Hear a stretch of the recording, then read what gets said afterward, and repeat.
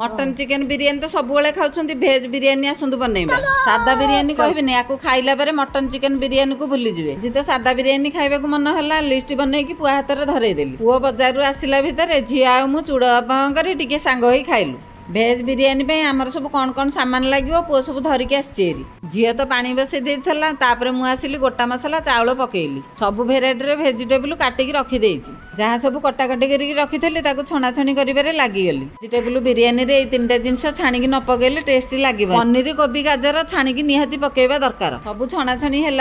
marinate करने लगिगली marinate करने छणा ही रखि पियाज अदा रसुण पेस्ट पकई देचु यही जिनस दही न पकेले मैरिनेट मजा ही नहीं बिरियानी क्वांटिटी को देखिकी स्वाद अनुसार मसला पकेबे भेज हो कि नॉन भेज हो यही मसला न पकेले बिरियानी स्वाद ही नहीं सब मसला पड़िया मैरिनेट कर लगिगली स्वाद अनुसार लुण टिके पकईदेली मैरिनेट तो हो